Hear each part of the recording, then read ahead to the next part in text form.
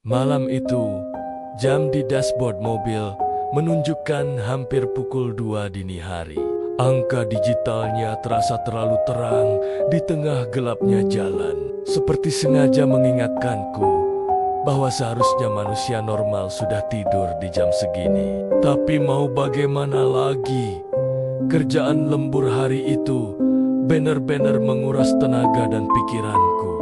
Aku cuma ingin satu hal, cepat sampai rumah, mandi, lalu tidur tanpa mimpi buruk.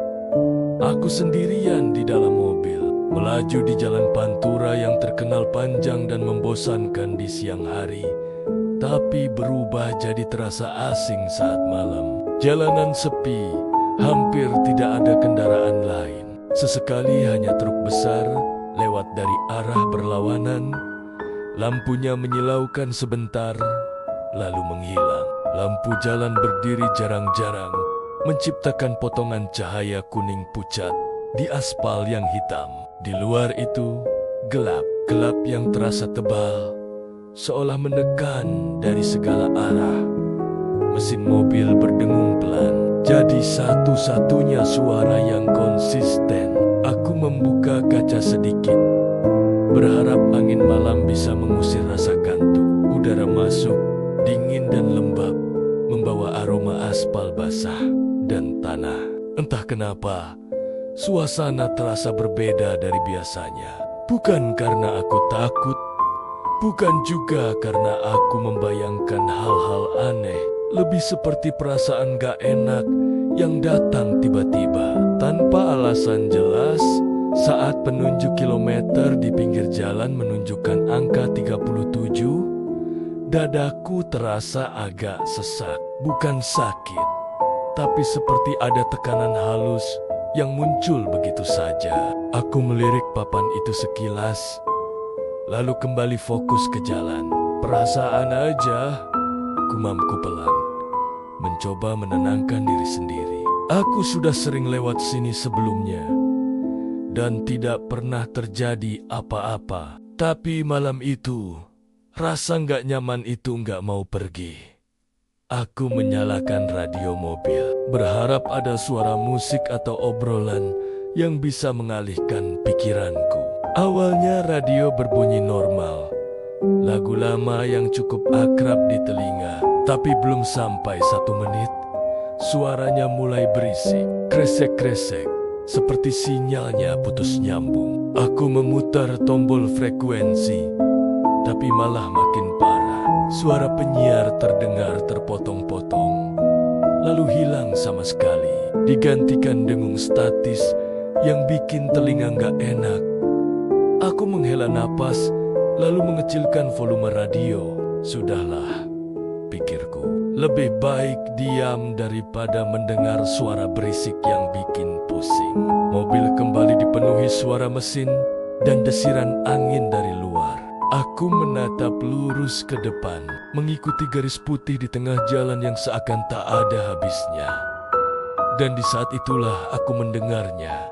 Awalnya sangat pelan, hampir tidak terdengar, seperti suara yang muncul di sela-sela suara mesin dan angin. Aku sempat mengira itu cuma imajinasiku sendiri, atau mungkin suara ban yang bergesekan dengan aspal. Tapi ada sesuatu yang berbeda. Suara itu punya nada, punya ritme.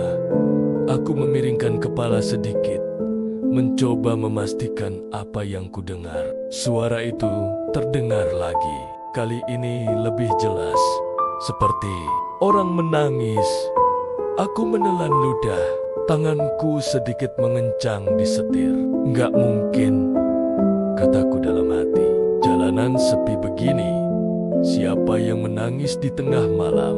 Mungkin ada orang lewat dengan motor, tapi aku tidak melihat apa-apa di depan atau di belakang. Aku mencoba bersikap logis. Bisa saja itu cuma angin yang masuk ke celah tertentu, menciptakan suara aneh, atau suara dari mesin mobil yang kebetulan berubah nadanya. Tapi semakin aku mencoba meyakinkan diri, semakin jelas suara itu terdengar. Tangisan perempuan, bukan tangisan keras, bukan juga jeritan, lebih seperti isakan panjang, penuh kesedihan. Suara yang terdengar lelah, seolah orang yang menangis sudah terlalu lama menahan rasa sakit. Dadaku terasa makin gak enak, ada rasa dingin merambat dari tengkuk ke punggung. Aku melirik spion tengah secara refleks. Kaca itu memantulkan bagian dalam mobil dan jalan gelap di belakangku. Tidak ada siapa-siapa. Kursi belakang kosong. Tidak ada bayangan aneh. Tidak ada gerakan mencurigakan. Tapi suara itu tidak hilang. Justru terasa makin dekat.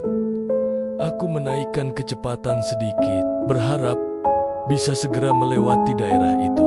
Jarum speedometer bergerak naik perlahan. Mobil melaju lebih cepat. Mesin sedikit meraung. Tapi anehnya, suara tangis itu tetap terdengar dengan intensitas yang sama. Bahkan, aku merasa suaranya ikut bergerak, seolah menyesuaikan jarak dengan mobilku. Perasaan itu membuat jantungku berdebar lebih cepat. Logikaku bilang, ini tidak masuk akal. Suara tidak mungkin mengikuti mobil yang sedang melaju. Tapi telingaku berkata lain. Setiap aku menekan gas, suara itu tetap ada. Tidak menjauh, tidak tertinggal. Aku menutup kaca mobil rapat-rapat, berharap suara itu berasal dari luar dan akan teredam. Suara angin langsung hilang, tapi tangisan itu masih ada, lebih teredam, tapi tetap jelas. Seolah sumbernya bukan dari luar, melainkan dari ruang yang sama denganku. Aku menarik napas dalam-dalam, mencoba menenangkan diri. Fokus, jangan panik, kataku pelan. Aku kembali melirik spion, kali ini lebih lama. Mataku menelusuri setiap sudut pantulan. Jok belakang, pintu, bagasi kecil di belakang kursi. Semua tampak normal. Tapi ada satu hal yang membuatku semakin gelisah. Setiap kali aku berhenti mendengarkan, mencoba mengabaikan suara itu. Tangisan tersebut terdengar lebih sedih, lebih dalam. Seolah-olah dia tahu aku sedang mendengarnya dan ingin memastikan aku tidak bisa berpura-pura bahwa semuanya baik-baik saja. Keringat dingin mulai muncul di telapak tanganku, padahal AC mobil masih menyala dengan suhu yang cukup dingin. Aku merasakan tenggorokanku kering dan aku menelan ludah lagi. Kali ini dengan susah payah, aku mencoba mengingat cerita-cerita yang pernah kudengar tentang Jalan Pantura, tentang orang-orang yang mengalami hal aneh saat melintas di malam hari, tentang suara-suara yang tidak seharusnya ada. Saat itu, aku selalu menganggapnya cuma bumbu cerita, sesuatu yang dilebel-lebihkan agar terdengar seram. Tapi sekarang, sendirian di KM 37, cerita-cerita itu muncul satu persatu di kepalaku. Tanpa diundang, tangisan itu terdengar lagi. Kali ini seperti lebih dekat ke telingaku. Bukan teriak, bukan memanggil, hanya menangis. Tapi entah kenapa rasanya seperti ada pesan yang ingin disampaikan. Aku tidak berani menoleh ke kanan atau kiri. Mataku terpaku ke depan, ke jalan yang lurus dan gelap. Aku cuma capek, bisikku pada diri sendiri. Ini cuma karena kurang tidur. Aku berusaha keras mencari alasan yang masuk akal. Apapun, asalkan aku tidak perlu mengakui bahwa ada sesuatu yang benar-benar salah. Tapi di dalam hati kecilku ada satu pikiran yang terus mengganggu, berputar-putar tanpa henti. Pikiran yang membuat bulu kudukku berdiri.